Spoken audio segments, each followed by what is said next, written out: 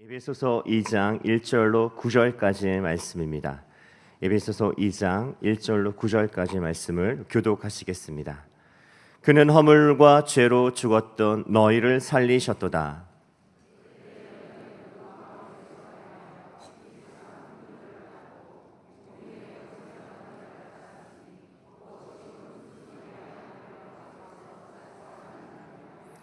전에는 우리도 다 그 가운데서 우리 육체의 욕심을 따라 지내며 육체와 마음에 원하는 것을 하여 다른 이들과 같이 본질상 진노의 자녀이었더니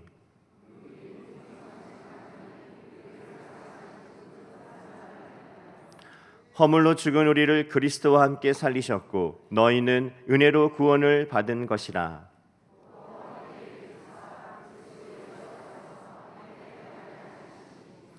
이는 그리스도 예수 안에서 우리에게 자비하심으로써 그 은혜의 지극히 풍성함을 오는 여러 세대에 나타내려 하심이라.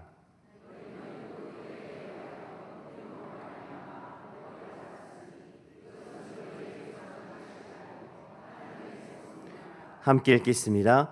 행위에서 난 것이 아니니 이는 누구든지 자랑하지 못하게 하리라. 아멘. 1989년에 제작된 죽은 시인의 사회라고 하는 영화를 얼마 전에 다시 보았습니다.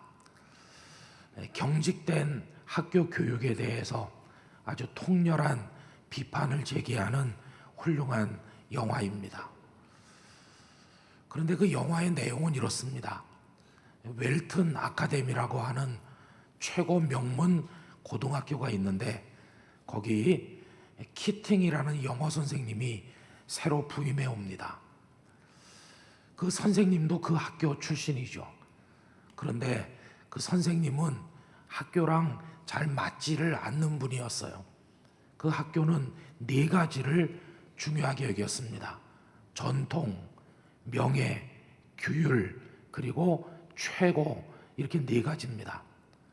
전통과 명예를 지키기 위해서 학생들은 아주 엄격한 규율을 지켜야만 됐고, 그리고 명문 대학에 진학하기 위해서 모든 면에서 최고가 되도록 요구받았어요. 학생들이 공부밖에는 하는 게 없는 것이죠. 그런데 어느 날 키팅 선생님은 아이들을 데리고 학교의 역사가 숨쉬고 있는 방으로 데리고 갑니다. 그리고 흑백 사진으로 남아있는 오래오래전에 선배들의 사진을 보라고 얘기하죠. 뭘 보느냐? 학생들이 말하기를 우리 선배들의 얼굴에서 젊음이 느껴집니다. 그리고 우리 선배들의 두 눈이 반짝반짝하는 것을 느낍니다. 이렇게 학생들이 대답을 하는데 키팅 선생님은 전혀 다른 것을 이야기합니다. 너희들이 보고 있는 흑백 사진 속의 너희들의 선배들은 벌써 다 죽었다. 지금 살아있는 사람은 한 사람도 없다. 그들은 다 과거의 사람들일 뿐이다. 그리고 나도 너희들도 머지않아 저렇게 될 것이다. 시간은 우리를 기다리지 않는다. 이런 얘기를 합니다. 그러면서 유명한 말 한마디를 학생들에게 해주는데 까르페 디엠이라는 말을 해줍니다. 여러분, 까르페라고 하는 말은요, 라틴 말로서 뽑는다 그런 뜻인데 나중에는 손으로 잡는다 혹은 즐긴다 이런 뜻으로 사용되었습니다. DM이라고 하는 것은 우리 말로 날, 영어로 데이를 뜻하는 DS의 목적격입니다. 그러니까 까르페 디엠 그러면 나를 붙잡는다, 나를 즐긴다 그런 뜻인데 아주 간단하게 말하면 미래에 대한 기대를 품지 말고 오늘을 마음껏 즐겨라. 이게 까르페 디엠입니다. 여러분, 이 까르페 디엠이라는 표현은요, 사실은 예수님보다 한 60년 먼저 태어나고 예수님 시대에도 생존했었던 로마 시인 호라티우스라는 사람의 시 속에서 등장하는 문구입니다. 이 호라티우스의 그 라틴어 시 일부를 여러분들에게 읽어드리면 이렇습니다. 알려고 묻지 말게, 안다는 건 불경한 일. 신들이 나에게나 그대에게나 무슨 운명을 주었는지 레우코 노예여, 점을 치려고도 하지 말게. 더 나은 일은 미래가 어떠하든 주어진 대로 겪어내는 것이라네. 유피테르 신께서 그대에게 주시는 게 더 많은 겨울이든 마지막 겨울이든 지금 이 순간에도 티레니아 해의 파도는 맞은편의 바위를 깎고 있다네. 현명하게나 포도주는 그만 익혀 따르고 짧은 인생 먼 미래로의 기대는 줄이게. 이렇게 나옵니다. 먼 미래에 대한 기대감 같은 것은 다 버리고 포도주를 더 오래 익히려고 하지 말고 당장 포도주 뚜껑을 따서 오늘 마시라는 겁니다. 오늘을 즐겨라, 이렇게 얘기하는 거죠. 그럼 여러분이 호라티우스가 내일을 생각하지 말고 오늘을 즐기라고 말하는 이유가 뭘까요? 그것은 이 시인이 철학적으로 에피큐로스 학파에 속해 있는 사람이었기 때문에 그렇습니다. 이 에피큐로스 학파는 옛날 아테네에 에피큐로스라는 철학자가 가르친 것을 추종하는 사람들이죠. 근데 에피큐로스는 뭘 가르쳤느냐? 이 세상에서 가장 소중한 것은 쾌락이다. 쾌락을 즐겨라. 이렇게 가르친 사람이거든요. 물론 그 쾌락이 처음에는 아주 정신적이고 고상한 쾌락이었습니다. 그런데 나중에는 육체적인 쾌락까지도 그 속에 포함되게 됐어요. 그래서 하여튼 쾌락을 오늘 당장 마음껏 즐기는 게 그게 좋은 거다. 이 에피큐로스 학파는 그런 사람들이죠. 그래서 이 에피큐로스 학파를 우리가 쾌락주의자 그렇게 부르거든요.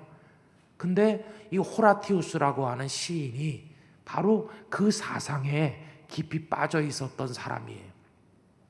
그러니까 미래에 대한 기대가 없는, 오늘밖에 없다고 생각하는 이 쾌락주의자들에게 있어서는 이 까르페 디엠, 오늘을 즐겨라, 이 말이 얼마나 멋진 말로 다가왔겠습니까?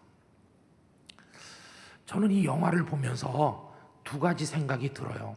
하나는 학생들이 꿈도 낭만도 없이 불쌍한 공부벌레가 돼서는 안 되고, 오늘 그 학생들이 하고 싶은 일을 하고 되고 싶은 사람이 되도록 하는 게 옳다.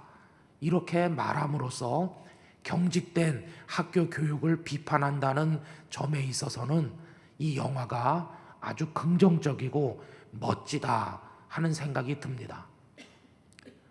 그러나 또 한 가지 생각이 있는데 그거는 좀 씁쓸한 생각이에요.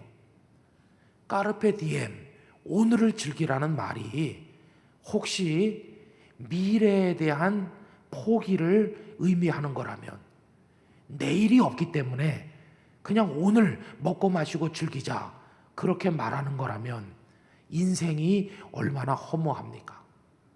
내일이 없어서 그냥 오늘을 즐기는 걸로 끝내자 이렇게 말하는 거라면 이 까르페 디엠처럼 퇴폐적인 말이 어디 있겠습니까? 근데 여러분, 이런 생각이 기우는 아닙니다. 그 영화 속에 키팅 선생님으로 등장한 영화 배우가 여러분들도 아시는 대로 세계적인 배우 로빈 윌리엄슨입니다. 이 로빈 윌리엄스가 참 많은 영화에 출연했어요. 저도 그분을 인간적으로 아주 좋아했습니다. 그런데 여러분, 로빈 윌리엄스가 어떻게 됐는지 아시죠? 지난 2014년에 자살을 했어요. 이 유명한 배우가 자살로 인생을 끝냈어요. 그 영화 속에서 로빈 윌리엄스는 키팅 선생님으로 출연해가지고 내일은 없으니까 오늘을 즐겨라 이런 식으로 학생들에게 말했는데, 영화 바깥에서 한 사람의 배우로서, 아니 한 사람의 세상을 살아가는 그런 존재로서 그에게 미래가 없었어요. 그가 자살할 무렵 아주 심한 우울증, 거기다 파킨슨병, 거기다가 2번이나 이혼을 하면서 위자료 때문에 경제적으로 굉장히 쪼들렸다고 합니다. 배우로서 재기하기도 어려워 보이고요. 그러니까 비극적으로 인생을 끝낸 겁니다. 이 로빈 윌리엄스는 본래 희극 배우인데 그의 인생의 끝모습은 희극이 아니라 비극이었습니다. 그가 발견됐을 때 참 놀랍게도 손목에 차야 될 시계를 양말 속에다가 집어넣고 있었다고 합니다. 그게 시사해 주는 바가 아주 크지요. 왜 이 시계를 양말 속에 넣고 세상을 떠났을까? 찰칵 돌아가면서 오늘을 보여주고 내일을 이야기해 주는 이 시계가 견디기가 어려웠겠죠. 그는 아마도 오늘로 모든 게 끝났으면, 시계도 멈췄으면 그런 생각을 한 게 아니겠습니까? 여러분, 미래가 멈추어진 사람, 시계바늘이 더 이상 돌지 않고 미래가 없는 사람들의 이야기는 여기 영화배우나 또 영화 속의 얘기만은 아닙니다. 우리 현실 속에도 그대로 있어요. 오늘 우리 대한민국은 청년들에게 미래가 없다고 말합니다. 직장도 포기하고 결혼도 포기하고 자식도 포기하고, 그래서 여러분이 아는 것처럼 뭐 3포니 5포니 9포 세대가 됐다고 말하지 않습니까? 중장년층도 마찬가지죠. 뼈 빠지게 일을 해가지고 자식들 뒷바라지 어느 정도 하고 나이가 50주를 넘어갈 무렵에 직장에서부터 퇴직당하면 그 다음에 노후가 너무나도 막막합니다. 젊은이나 중장년층이나 또 노년이나 미래가 안 보인다고 이야기하죠. 이런 틈을 노려서 어떤 대선 주자들은 뭘 주겠다고 사람들의 마음을 혹하게 만드는 공약을 만드느라고 정신이 없는 것 같습니다. 그게 우리의 지금 현실이죠. 그런데 여러분, 이런 문제가 해결이 되면 미래가 있는 겁니까?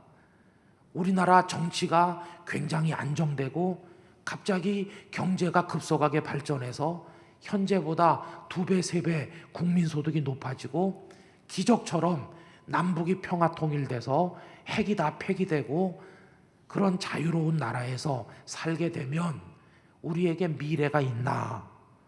여러분, 조금 나아지긴 하겠지만 궁극적인 참된 미래는 여전히 없다는 것이.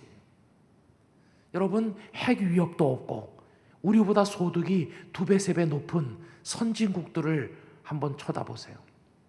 선진국이라고 미래가 있습니까?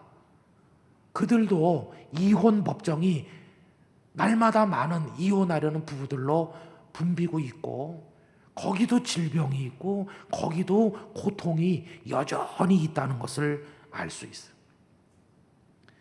게다가 우리들로부터 미래를 빼앗아가는 가장 치명적인 원수는 죽음인데, 죽음은 가난한 나라에만 있는 게 아니라 선진국에도 똑같이 있어요. 사람이 사는 곳은 거기가 부자 나라든 가난한 나라든 어디나 똑같이 죽음이라는 게 있고, 죽음이 버티고 있는 한 궁극적인 참 미래는 우리들에게 없다고 말할 수밖에 없어요. 그래서 여러분, 우리는 미래를 이야기할 때 무슨 여러 가지 현실적인 얘기를 하지만 궁극적으로는 죽음의 문제가 해결되지 않으면 우리에게 미래는 없는 것입니다. 죽음의 문제가 해결되지 않으면 그냥 오늘 살아있는 동안에 먹고 마시면서 쾌락을 즐기는 게 최고일 것입니다. 그런데 여러분, 이렇게 죽음의 이야기를 하면 어떤 분들은요, 내 얘기가 아니야, 이런 식으로 거부하는 반응을 보이는 분들이 있죠. 그러나 여러분, 오늘 읽은 말씀에 보면 죽음은 나중에 다가올 문제가 아니라 이미 우리 속에서 시작이 됐다는 것을 알 수 있어요. 오늘 본문 1절 말씀에 보면 어떤 표현이 나옵니까? 허물과 죄로, 그 다음에 단어가 뭔가요? 죽었던입니다. 죽었던. 허물과 죄로 나중에 죽게 될 너희가 아니라 죽었던 너희, 이렇게 말해요. 이 에베소서 편지를 받아서 읽을 에베소 교회 교인들이 에베소에 살아있지만 사실은 허물과 죄로 벌써 죽었다는 거예요. 여러분, 이게 무슨 얘기일까요? 우리는 두 가지 죽음을 경험하게 되는데, 하나는요, 이 몸의 죽음입니다. 그런데 이 몸의 죽음은 아직 우리가 경험하지 않았어요. 그거는 나중에 이제 우리가 겪을 겁니다. 근데 그거보다 훨씬 심각한 죽음이 있어요. 그게 뭐냐 하면 우리의 영혼이 죽는 겁니다. 그러면 영혼의 죽음은, 이 영적 죽음은 언제 오냐? 영적 죽음은 벌써 왔어요. 허물과 죄로 죽었다는 게 바로 그거를 말하는 거예요. 그래서 세상에 사는 모든 사람은 두 가지 죽음 중에 벌써 하나는 이미 겪은 거예요. 그래서 우리는 죽음의 한복판에 벌써 도착해 있다 하는 것을 알 수 있어요. 그래서 여러분, 죽음의 문제가 내 문제가 아닌 것처럼 억지로 회피한다고 해서 해결되는 게 아니라는 것입니다. 예를 들어서요, 어떤 학교에 들어가려면 여러 과목이 다 있는 중에 반드시 수학 과목을 60점 이상 받아야 된다, 그런 학교가 있다고 해봅시다. 근데 어떤 학생이 수학을 정말 싫어해요. 그래서 이렇게 말해요. 나는 수학은 포기하고 나머지 과목에서 100점을 맞겠습니다. 그러면서 다른 과목을 열심히 공부한들, 그래서 나머지 전 과목에서 100점을 받는다 한들 학교에 입학할 수 있나요? 없습니다. 싫든 좋든 수학에 매달려서 씨름을 해야 되는 거죠. 그런데 그 수학이 이 죽음의 문제와 똑같아요. 천국에 들어가려면 죽음의 문제를 반드시 통과해야 된다. 그런데 사람들은 나는 죽음의 문제 생각하기도 싫기 때문에 나머지 과목에서 100점을 맞겠습니다, 이렇게 말하는 거예요. 그럼 나머지 과목이 뭐냐? 나는 좋은 나라를 만들기 위해서 정치학을 열심히 공부하겠습니다. 소득을 높이기 위해서 경제학에 몰입하겠습니다. 다 같이 잘 사는 사회를 만들기 위해서 나는 사회복지학에 최선의 노력을 기울이겠습니다. 그래서 정치학 100점, 경제학 100점, 사회복지학 100점 맞는다 칩시다. 그래서 잘 사는 나라, 풍요로운 나라, 다 같이 잘 사는 사회가 되면 천국에 들어가나요? 아닙니다. 죽음이라는 과목을 해결 못하면 아무 소용없어요. 그래서 어느 날 좋은 옷 입고 배부르게 먹고 잘 사는 것 같은데 가슴이 찬바람이 들어와요. 왜 그렇지? 보니까 남아있는 건 늙어 꼬부러져서 죽는 게 남아있다. 인생이 허무해져요. 좋은 나라가 된 것도 아무 도움이 안 되고, 배부르게 먹어봤자 가슴 속의 서늘함을 막을 수 있는 것도 아니고, 너무너무 허무하고 인생이 이렇게 끝나는 건가? 그때는 정치학, 경제학, 사회복지학 다 쓸데없구나. 그래서 조금 생각이 있는 사람들은 인생이 뭐냐? 사는 게 뭐냐? 죽음은 뭐냐? 이런 거를 탐구하게 되는데 그때 가서 철학자가 되는 거예요. 철학이라는 과목으로 들어가요. 잠언에도 보면 잔치집에 가는 것보다 어디 가는 게 좋다고 그랬나요? 초상집에. 죽음을 피하려고 하지 말고 정면 대결해라. 그런데 여러분, 철학의 들판에 가서 헤매고 다니지만 철학의 들판에도 생명샘은 없다는 것을 깨닫게 되면 이제는 철학책도 집어 던져요. 그리고 맨 마지막에 찾아오는 것이 어딘가? 하나님 앞에 오게 되는 거예요. 맨 마지막에 도달하는 과목이 신이 계시냐? 신이 누구시냐? 그 신은 나를 죽음에서 건질 수 있느냐? 그래서 맨 마지막에는 신학에 도달하게 되고 인간의 마지막 몸부림은 하나님 앞에서의 몸부림이 된다는 거예요. 여러분, 여기서 예외가 될 수 있는 사람은 한 사람도 없어요. 이번에 수술을 받으면서 이런 생각을 해봤어요. 저는 가벼운 병을 앓은 겁니다. 수술하니까 이제 다 끝난 거죠. 그래서 그저 목소리가 돌아오기만을 기다리는데 여러분들이 잘 못 느끼시겠지만 한결 조금씩 나아지고 있는 중이에요. 그래서 그저 기도를 부탁했고 아마 기도 많이 해주시는 것 같습니다. 감사합니다. 근데요, 제가 이런 가벼운 질환이 아니고 의학적으로 불가능한 상태에 있다고 합시다. 어느 날 김 목사가 병원에 갔더니 한 달밖에 못 산다고 그랬대더라. 그럼 제가 여러분들에게 무슨 부탁을 드릴까요? 빨리 낫게 해달라고 부탁하는 게 아니라 그저 편안히 주님 나라에 가게 해달라고 기도해 주세요. 이렇게 제가 말하겠죠. 그리고 제가 뭘 하고 있을까요? 뭐 성대 마사지하고 가글하고 뭐 그러고 있을까요? 아니요. 만약에 그런 상황이 오면 목양실의 짐을 다 정리할 겁니다. 책들도 다 누굴 주던지 할 겁니다. 그리고 장로님들에게는 후임 목사님을 찾아보라고 부탁을 할 것이고, 교인들도 김은성 목사 다음에 누가 우리 교회 담임 목사가 될까, 그거 위해 기도하게 될 것입니다. 여러분, 그때가 만약에 오면 제게 가장 간절한 기도 제목이 뭘까요? 가장 절실한 기도 제목이 저한테 하나 있다면 그게 뭘까요? 딱 하나뿐입니다.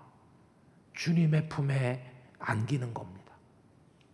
그 기도는요, 이루어져도 그만, 안 이루어져도 그만인 그런 시시한 게 아니라 너무너무 절실한, 주님, 저의 영혼을 아버지의 품에, 영원한 생명의 나라에 받아주시옵소서.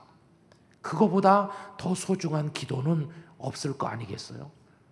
이건 제가 저를 예를 들어서 말씀드리지만 우리 교우님들도 다 똑같은 이야기가 아니겠습니까? 그때 죽음의 과목을 통과해서 천국의 백성이 된다는 것보다 더 소중한 얘기가 어디 있겠어요? 그게 해결 안 되면 아무리 여기서 잘 먹고 잘 살아도 궁극적인 미래는 없는 겁니다. 그럼 성도 여러분, 이거 해결해 줄 분이 누구예요? 죽음의 과목에서 합격할 수 있도록 나를 가르칠 분이 누굽니까? 대답은 딱 하나, 주 예수 그리스도뿐이세요. 예수님 외에는 우리에게 이 문제를 해결해 줄 분이 없고, 예수님 외에는 이 과목을 통과해서 생명의 나라로 들어가도록 인도해 줄 분이 없다는 것을 알아야 된다는 것이. 여러분, 아까도 허물과 죄로 죽었던 너희 그랬는데, 우리에게 죽음이 온 것은요, 미래가 사라지게 된 것은 죄 때문이에요. 아담과 하와가 선악을 알게 하는 나무의 열매를 따먹는 죄를 짓고 너는 흙이니 흙으로 돌아가라는 하나님의 진노를 받은 이후로 모든 인류는 다 죄의 짐을 지고 태어났고, 그것은 곧 죽음의 짐이 되어서 사람은 이 땅에 응애하고 태어나자마자 죽음을 향한 카운트다운이 시작이 된 것이, 떡국 먹고 나이 한 그릇 더 먹는다는 건 그만큼 죽음에 가까워졌다고 하는 말일 따름인 것입니다. 여기서 벗어날 예외인 사람, 나는 죄도 없고 나는 죽음도 없다, 그런 사람 한 사람도 없습니다. 로마서 3장 10절, 의인은 없나니 한 사람도 없으며. 로마서 3장 23절 다 같이 읽어봅시다. 모든 사람이 죄를 범하였음에 하나님의 영광에 이르지 못하더니. 여기서 우리가 아멘 하긴 해야 되는데 이건 소위 슬픈 아멘이에요. 슬픈 아멘. 모든 사람이 죄를 범하였음에 하나님의 영광, 거기에 이르지 못한대. 하나님의 영광이 뭡니까? 영원한 생명. 근데 거기에 도달할래야 도달할 수가 없어요. 왜? 죄 때문에 우리에게 죽음이 왔기 때문이죠. 여러분, 저나 여러분들이나 우리가 다 그렇게 살았던 사람들이에요. 그래서 악한 사탄의 영에 붙들려서 욕망 가운데 살았던 우리들이 아닙니까? 그 이야기를 오늘 본문 2절과 3절이 말씀하고 있어요. 2절 3절 다 같이 큰 소리로 읽겠습니다. 그때 너희는 그 가운데서 행하여 이 세상 풍조를 따르고 공중의 권세 잡은 자를 따랐으니 곧 지금 불순종의 아들들 가운데서 역사하는 영이라. 전에는 우리도 다 그 가운데서 우리 육체의 욕심을 따라 지내며 육체와 마음에 원하는 것을 하여 다른 이들과 같이 본질상 진노의 자녀이었더니. 우리도요 다 그렇게 살다가 진노를 받을 그런 자녀였다는 거예요. 그런데 그 다음 이야기가 어떻게 됐습니까? 그런 불쌍한 우리를 하늘의 하나님 아버지께서 사랑하셨습니다. 하나님께서 저를 사랑하시고 여러분을 사랑하셨어요. 할렐루야. 그래서 그 사랑의 절정, 예수님을, 독생자를 우리에게 주셨어요.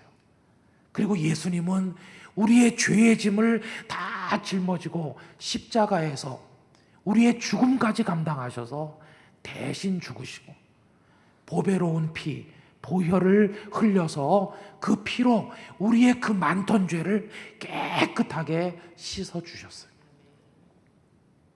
죄가 없어지니까 우린 더 이상 죽지 않아도 돼요. 예수님은 무덤 속에 갇혀 계신 게 아니라 사흘 만에 부활하셨어요. 영원한 생명의 길을 활짝 열으셨어요. 그래서 여러분, 우리도 부활하게 될 것입니다. 그게 우리 기독교의 하나님께서 우리에게 주시는 축복이죠. 더 이상 죄가 우리를 짓누를 수 없다. 더 이상 죽음이 우리를 짓누를 수 없다. 더 이상 사탄이 우리를 짓누를 수 없게 되었습니다. 우리는 이제 하나님 아버지와 연결되었습니다. 나중에 이 낡아버린, 늙어가는 이 병든 이 몸은 죽을 겁니다만 나중에 영원한 천국에서 늙지도 않아요, 병들지도 않아요, 죽지도 않는 새로운 몸으로 우리 모두가 부활하게 될 것입니다. 그래서 하나님의 품에서 영생 복락을 누리게 될 것이, 마지막에 이 몸이 죽을 때도 두려운 게 아니라 하룻밤 자듯이 잠들고 잘 잤어 그러면서 깨면 천국에서 일어나 있게 될 것입니다. 이게 하나님께서 우리들에게 주시는 놀라운 은총이에요. 그게 오늘 본문 4절과 5절에 나와 있는데 다 같이 읽으실까요? 긍휼이 풍성하신 하나님이 우리를 사랑하신 그 큰 사랑을 인하여 허물로 죽은 우리를 그리스도와 함께 살리셨고. 할렐루야. 그래, 우리가 다 살아나게 됐어요. 여러분, 이거 믿으시죠? 또 6절은 뭐라고 말합니까? 6절 다 같이요. 또 함께 일으키사 그리스도 예수 안에서 함께 하늘에 앉히시니. 이제는 예수님이 부활하신 것처럼 우리도 부활해서 영원한 하나님의 나라의 영생의 자리에 다 앉게 하여 주신다는 것이. 그런데 여러분, 이게요 다 뭔지 아세요? 그게 바로 하나님의 은혜인 것이고, 은혜. 오늘은 은혜 이야기를 하는 두 번째 날인데, 이게 바로 하나님의 은혜의 엑기스인 것입니다. 5절 말씀 뒤에 괄호 안에 있는 말씀 다 같이 읽어보겠습니다. 너희는 은혜로 구원을 받은 것이라. 할렐루야. 여러분, 구원을 어떻게 받았어요? 은혜로 받았어요. 로마서 3장 24절 다 같이 읽습니다. 그리스도 예수 안에 있는 속량으로 말미암아 하나님의 은혜로 값없이 의롭다 하심을 얻은 자 되었느니라. 아멘. 근데 어떤 사람들은요 그걸 몰라요. 그래가지고 내가 율법을 잘 지켜서 구원받는다고 어리석은 생각을 했어요. 바울 사도도 한때는 그랬던 분이죠. 그러나 여러분, 이 세상에 율법을 완전하게 지켜 구원받는 사람은 한 명도 없습니다. 율법을 배우면 배울수록 내가 정말 죄인이구나 하는 것을 더 심각하게 깨달을 뿐인 것이죠. 또 어떤 분은 이렇게 생각해요. 내가 믿음이 좋아서 구원받는다. 그것도요 뭘 모르는 거예요. 믿음으로 구원받는다고 말하지만 그 앞에 먼저 뭐가 있는지 아세요? 은혜가 있는 거예요. 하나님의 은혜가 주어져서 우리 속에 믿음이 생기게 하니까 그나마 믿는 거죠. 믿음도 하나님의 은혜인 것이에요. 그래서 여러분 8절 앞부분을 읽어보면 뭐라고 되어 있습니까? 너희는 그 은혜에 의하여 믿음으로 말미암아 구원을 받았다, 이렇게 말하고 있잖아요. 이제부터 저나 여러분들이나 믿음 좋다고 자랑할 거 하나도 없어요. 믿음도 뭐라고요? 그것도 하나님의 은혜라고요. 그래서 자랑할 게 하나도 없다. 8절 후반부로부터 9절까지 함께 읽겠습니다.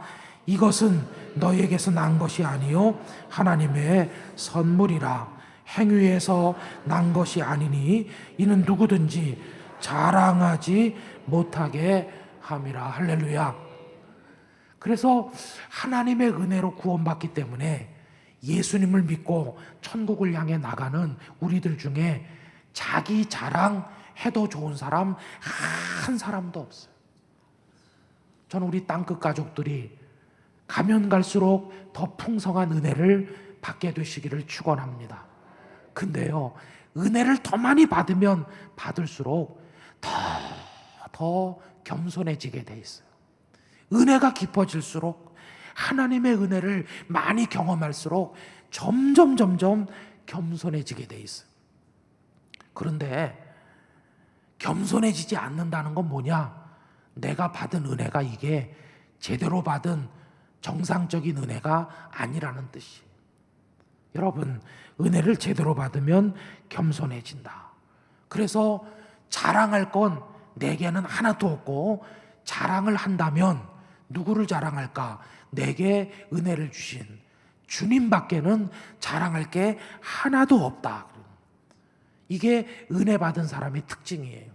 그래서 여러분, 고린도전서 1장 26절 이하를 이해를 돕기 위해서 쉬운 성경으로 우리 조금 길게 읽으려고 하는데, 화면을 보시면서 우리 큰 소리로 다 같이 읽도록 합니다. 시작.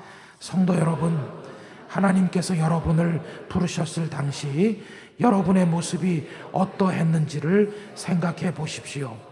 세상의 표준으로 볼 때 지혜 있는 사람이 많지 않았고 권력 있는 사람도 많지 않았으며 가문 좋은 사람도 많지 않았습니다.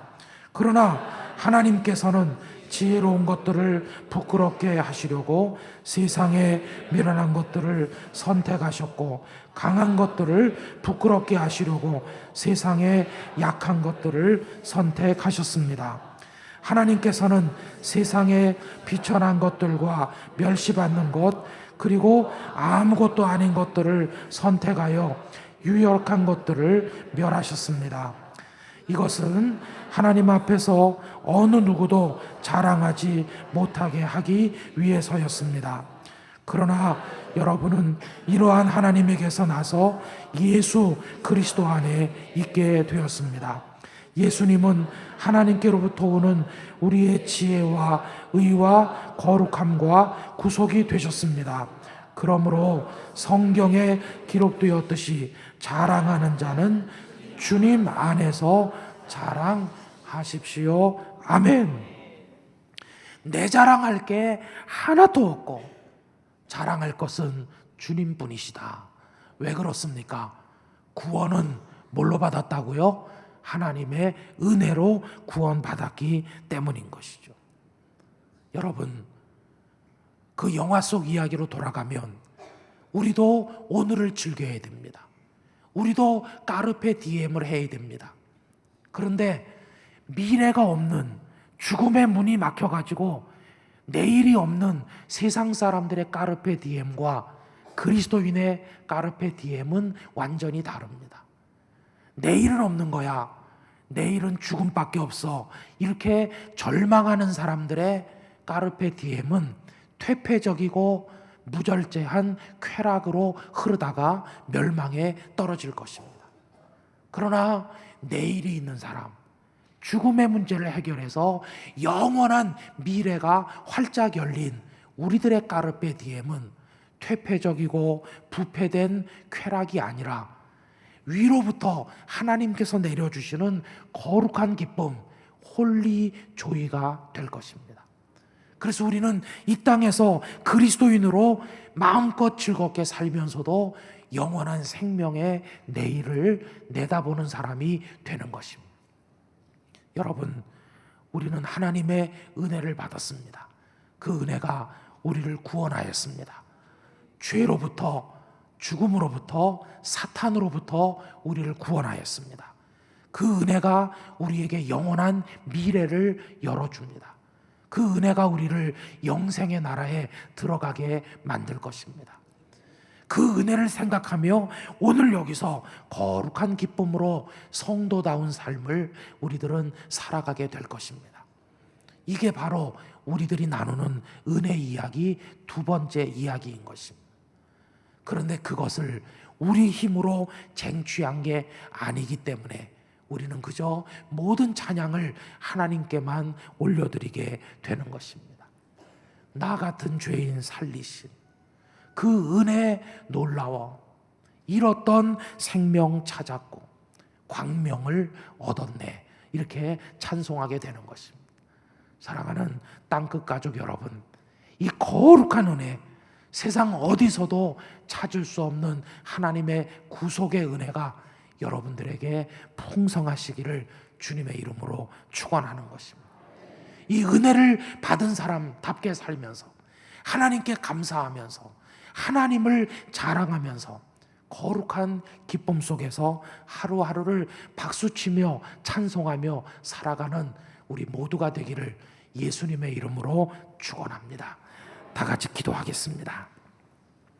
하나님 아버지, 우리에게 은혜를 통해 구원의 기쁨을 주셨으니 이제 영원한 생명을 열어주신 데 감사하며 오늘 거룩한 기쁨으로 우리의 인생을 살아가게 하여 주시고 우리 자신을 자랑하지 말고 하나님의 은혜만 자랑하게 하여 주시옵소서.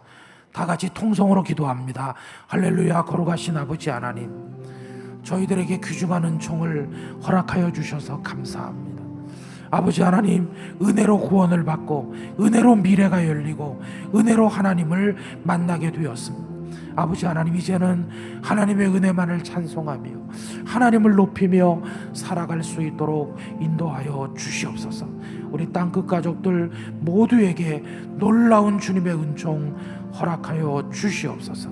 아버지 하나님, 기쁨과 감사로 승리하게 만들어 주시옵소서. 저희들을 은혜로 구원하신 하나님을 찬양합니다.